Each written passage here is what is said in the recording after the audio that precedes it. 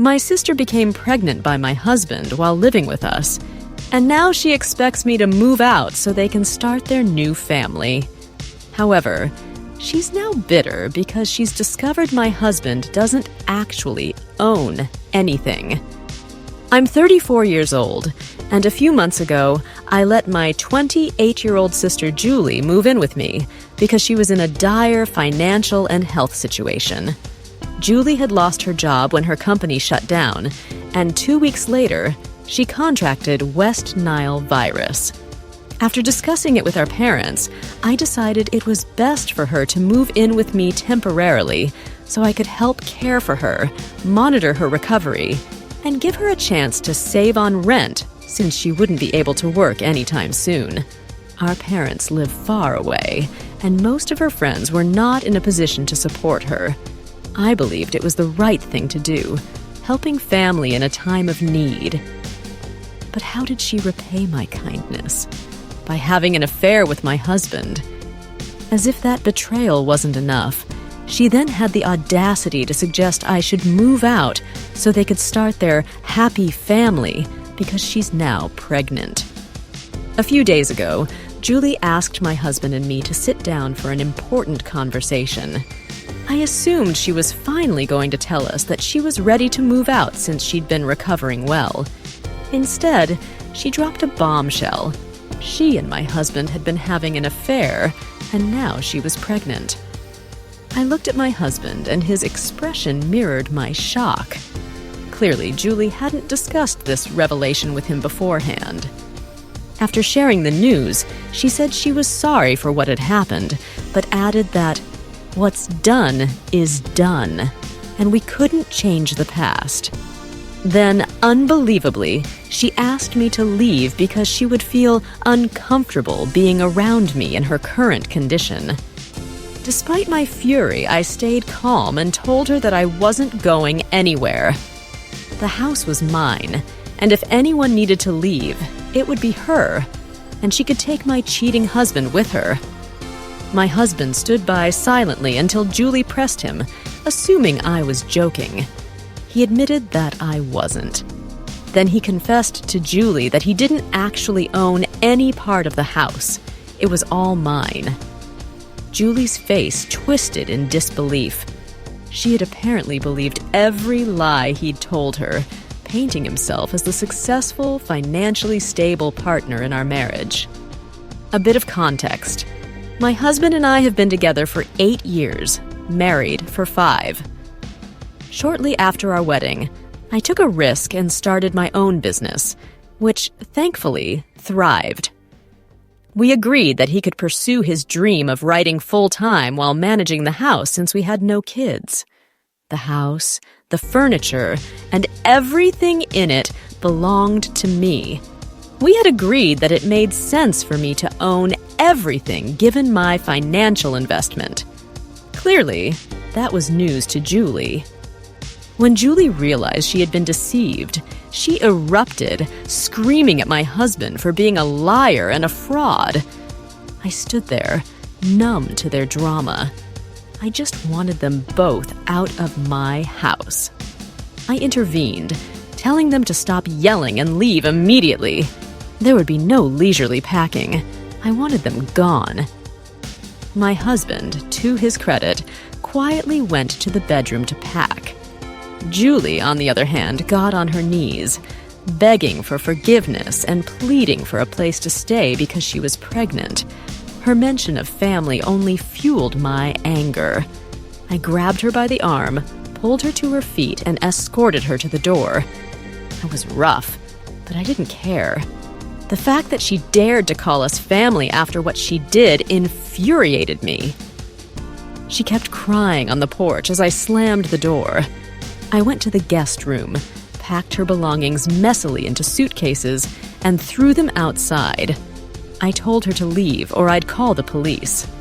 My husband came out with his bags shortly after, apologizing profusely. I pretended not to hear him. Julie continued sobbing on the porch, but I ignored her. Eventually, the silence signaled that she had left. That night, I contacted my lawyer to begin divorce proceedings. The next day, my parents called, accusing me of being cruel and insensitive for kicking out a pregnant woman. They argued that Julie had been going through a lot and needed my support. They insisted it was my husband who had seduced her, not the other way around. According to them, Julie had believed his lies about managing our finances and being a successful, anonymous writer. Their defense of Julie was shocking and disappointing. They argued that the damage was done and that I needed to move on. But I stood my ground.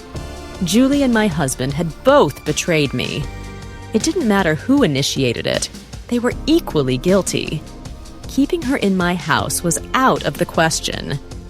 Despite their arguments, I blocked my parents after that conversation. The emotional toll was immense, but I had to keep going. Work became my refuge, even though I would break down completely once I was home. A few days later, my husband was served divorce papers. He didn't contest the terms, admitting they were fair. In a message, he apologized, explaining that he had lied to Julie to boost his ego. He had felt inadequate, relying on me financially and struggling with his writing. He claimed the affair was a way to escape his frustrations, but insisted it was the first and only time he had cheated. Reading his message brought tears to my eyes. I had genuinely believed we were in love and would grow old together. His betrayal shattered that belief. Part of me wanted to hate him, but the pain was overwhelming. After crying, I gathered the strength to block him too. Looking back, I realized he could have simply talked to me about his feelings. I had never made him feel bad about staying home to write. We had married to support each other, but he chose to lean on Julie instead. The more I thought about it, the more pathetic it seemed. I had loved him as he was, but that hadn't been enough for him. Julie's motives were clearer. She wanted my life without putting in the effort. She thought getting pregnant by my husband would secure her future. But now I could choose to ignore her existence entirely. Once the divorce was finalized, I would be free of both of them. A few days of peace followed until my parents showed up unexpectedly at my door. They had flown in, which was unusual, as they rarely visited. I knew they were only here to talk about Julie. When I opened the door, I told them outright that if they were here to discuss her, I wasn't interested. There was only one Sunday a week, and I wasn't about to waste mine rehashing the same tired topic. I made it clear they could only come in if they apologized to me. They hesitated, but I stood firm. I wasn't going to compromise my dignity for anyone, not even my parents. Looking back, I've learned that boundaries and self-respect are non-negotiable. Sometimes even family can betray you, but it's crucial to protect your peace and prioritize your own well-being. In the weeks that followed, I began therapy to work through the emotional turmoil. My therapist, Dr. Harris, was patient and insightful, guiding me through my feelings of betrayal and loss. She helped me understand that while I couldn't control other people's actions, I could control my reactions. One session in particular stood out when she asked me to write a letter, not to send, but to express everything I felt toward Julie and my ex-husband. It was cathartic. The weight on my chest lightened as I poured my heart onto the page. Work continued to be a sanctuary.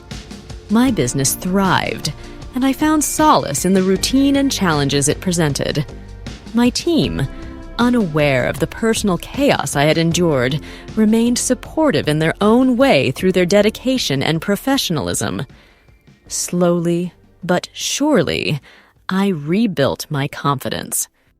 One day, out of the blue, I received a letter from Julie. It was handwritten, a rarity in this digital age. She apologized profusely, admitting that she had been selfish and naive. Julie explained that she had been blinded by the fantasy my husband had sold her, and that she now realized the gravity of her betrayal. She wrote that she didn't expect forgiveness, but wanted to take responsibility for her actions. Reading her letter was bittersweet. Part of me appreciated her acknowledgement of wrongdoing, but the wounds were still fresh. I chose not to respond immediately.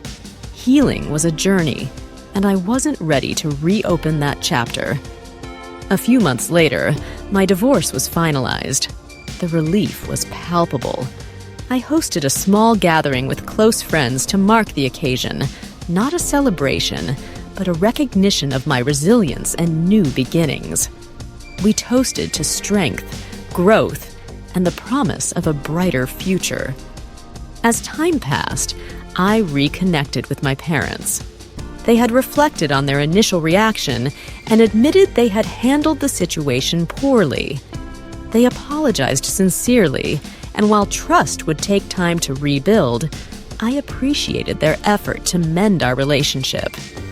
Life has a way of surprising you when you least expect it. One afternoon, while attending a networking event, I met someone who would change my life, Ethan. He was kind, intelligent, and genuine. We bonded over our shared experiences in business and a love for literature. Our connection was instant, and over time it blossomed into something beautiful. Ethan taught me that love could be healthy, supportive, and uplifting. He respected my independence and celebrated my successes. Being with him was a stark contrast to my previous marriage, and I cherished every moment. Julie eventually moved back to our hometown to be closer to our parents. She gave birth to a beautiful baby boy and seemed determined to turn her life around. While I hadn't fully forgiven her, I wished her well from afar. Some wounds take longer to heal, and that was okay. Reflecting on everything that had happened, I realized that adversity had